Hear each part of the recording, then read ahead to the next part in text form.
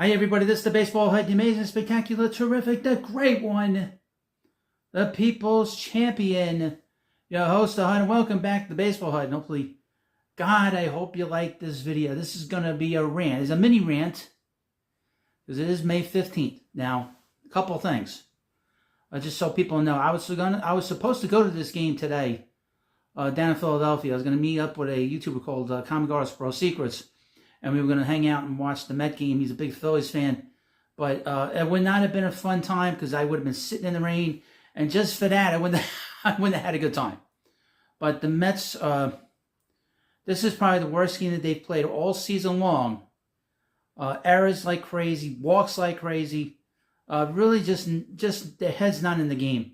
Francisco Lindor had an easy double play to make. He dropped the ball. Now, I'm gotten to the point now, we're now, what are we, like 42 games into the season? 43 games into the season? Now, I'm recording this video. That game is still going on. But they're not going to win. I know that JD Martinez just did a home run. And he hasn't been the problem. But this group, we've seen this group now since 2019. Fail and fail and fail again. And now I'm starting to think that maybe the best thing for this organization to do is blow the entire thing up and get rid of as many players now as possible. There comes a point where you can't just keep blaming veteran players like Max Scherzer, Canna, and a few other guys from last year that they moved. It might be time that they consider moving everybody off of this club. And I think that might be that time. Now we're into the 40 game mark, past that now. The next big mark, obviously, is Memorial Day. So there are going to be some very big decisions that this organization is going to have to decide to make over the course of the next few weeks. Obviously, the next big day is in about 10 days. It's Memorial Day, and then after that, it's the 4th of July. I would hope that they turn this thing around. Because if they don't turn this thing around, it is going to get very ugly here at the Baseball Hut. You'd think the rants last year were off the wall. This is pretty much me. I would mention this. I got myself a selfie stick, so now I can sort of move around and move around here at the new Baseball Hut to give you different kind of videos. But this is going to be, you're going to see rants on this channel like you've not seen. I will rip this team to pieces like I did last year. I know that the team did not appreciate some of the things I had to say about them last year. And that was basically a month and a half of baseball that was pretty bad. This has not been so bad. The manager has done a good job here, folks. So I don't see any problem with the manager at all. But there are several problems with this ball club. One of which is they walk a lot of batters. And the star players on this team, Jeff McNeil, Francisco Lindor, and Pete Alonso, have done absolutely, and the Hut means nothing. They've done nothing for 2 years. And now we're getting to the point now where I am not going to be so nice. I've been holding back now, and I'm not going to be so nice. And it's going to get very nasty now and very mean. I'll say this again to players coming in here. I'm not going anywhere as a fan. So if I start complaining about you as a player, you better be able to handle it. Because I can get very nasty and mean and sarcastic. You know, I called Daniel Vogelback last year a loser. I said this team was a bunch of losers, the way they were playing. I've not gotten to that point yet because the manager has done a good job. He's tried to, be very positive about this situation with the ball club. I mean, there's only so much he can do. And he's not done any moves. He has not done anything, in my view, that warrants any issues. He is not the problem in this situation. Obviously, the players should be held accountable, and they've been allowed to not be held accountable for a very long time. We can go back as far as 2019 when they had the first half of that season. They did absolutely nothing. Okay? And then they kicked it into gear in the second half, which essentially got, Mickey Callaway, thrown out of here, along with his, playing with his telephone and texting all these different women.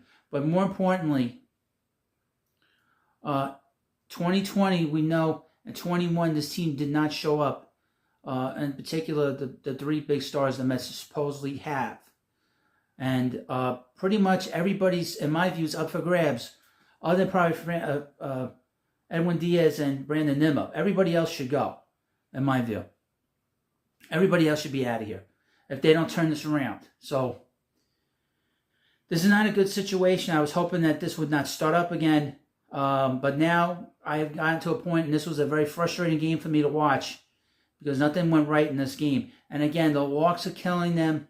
And I was not happy this offseason that the Mets kept Jeremy Hefner, because Jeremy Hefner has gotten under the radar. He's now going to have coached under 4 managers. So this is a major problem at a very basic level in terms of the coaching. Now I will be telling you more about how I feel over the next couple of days. There'll be plenty of live streams, that's for sure. As I've been doing a lot lately. There won't be anything tonight because just a little too tired, but I wanted to do a video here in one of the other rooms here at the new baseball hut. But understand something. And the players do watch my channel. I know they do. I know WFAN. I'm warning WFAN as well. If you come at the Mets in a negative, nasty way, hitting below the belt, I will hit you harder than you've ever been hit. And I've been doing that for a while. And if you think you're going to be spiking the football and cheering that the Mets are going to be bad, understand, I will hit you hard, okay? So just keep that in mind. Now, over the next couple of days, we'll be monitoring the situation. Now, tomorrow they're going to be playing again the Phillies down in Pennsylvania. And we'll see how the Mets play. And then they go to Miami, which should be a pretty good series for them because the Marlins are just terrible. But then again, we know the history of the Marlins versus the Mets. They play very well against the Mets. They live for it. So the Mets come out of that series not playing well. There are going to be more changes. And it's not going to be changes with the coaching staff. It's obviously going to be changes with the manager. It's going to be changes with the players. David Stearns has zero loyalty to any of these holdovers that go as far back as Sandy Alderson. So they're not going to have any kind of net. And there's no escape pod for some of these players.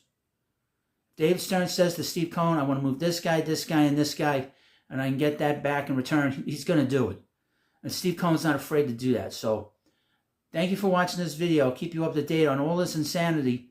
Hopefully this gets better. I don't want to have to do this, but this is just the beginning of what will be another bonfire, the likes of which you have never seen. Thank you for watching, and I'll see you later.